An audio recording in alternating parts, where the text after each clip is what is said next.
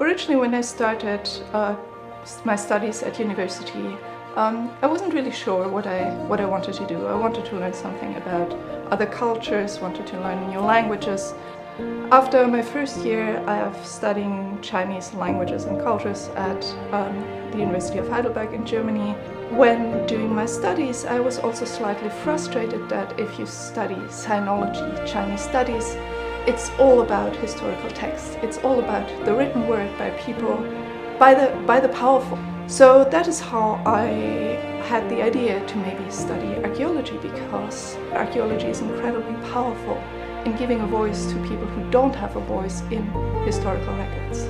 I was reading, of course, literature and came across the name Lothar von Falkenhausen, and so he advised me to go to Beida, to Beijing University, and he was incredibly generous to say I was allowed to use his name when going to Beida.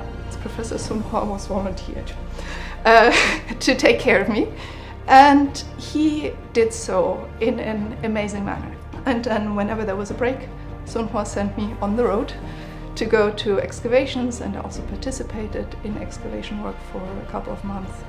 All of this, mind you, happened during my year at Peking University in 2006 to 2007. So one of them was in connection with the Sanxia project, with the Three Gorges Dam construction. So that was interesting to see how such a big project can work and what the challenges are. And a place where I spent a lot more time, somewhat harsh conditions, was Wucheng in Jiangxi. The best thing about it, really, besides the wonderful archaeology, was learning more about how people live there and how they see their own heritage. It's not just about what anybody in any capital or county capital decides. It has to work. Archaeologists have to work with locals and should work with locals, and it is their history, it's their area, it's their soil, and they have the local knowledge, they have the manpower to help us actually do these excavations. Another excavation that I participated in, and that was an excavation at the site of Jinsha in Sichuan. Even people who maybe don't know the name of the site have seen one of its objects, and that is the gold disc with the suns and the birds around it that has come to symbolize cultural heritage, management and archaeology in China. It was both very educational and also great fun. And that ended up being one of the places I went back to. Through both Jiang Zhenghua and Sun Hua, I then was connected to people in Liangshan, in the Liangshan region, where I ended up doing my dissertation work. So I work on many different sites in many different regions. I have had my start in southwest China, and that will always have a special place. It is a place that has seen a lot of different people and groups come through, intermingle, leave their traces, interact with each other, and interact with a very, very special environment that is incredibly diverse and allows for many different ways of living, really. In terms of the work that I've been doing there, I've been mostly interested in, again, in the marginal and marginalized, so to speak. I mean, these big civilizations, it's all fine, it's all interesting, but what is happening outside of these?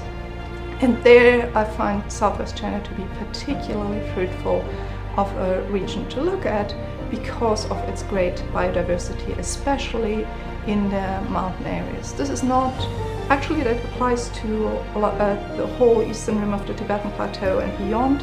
As everybody, I'm involved in several projects, most of which are unfortunately on hold because of the pandemic.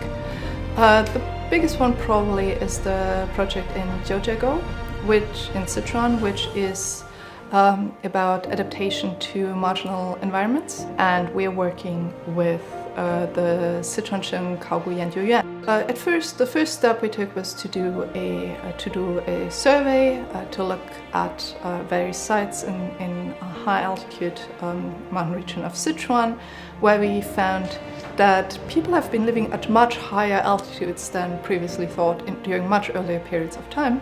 People have lived there and been connected to areas further north and further south very early on, already during the Neolithic. So a lot of people who look at Chinese archaeology will wonder about it, see all the differences, see things that are done differently, but the problem with that is actually that the point of view is oftentimes one that sees the Anglo-American way of doing things as the standard, and then sees that in China things are done differently and marvels at it, oftentimes also criticizes it and doesn't understand it. While in reality, actually most countries around the world do archaeology more similar to China, meaning great attention to detail, meticulous excavations, typology-based work, typochronologies, trying to establish local chronological cultural developments, cultural history.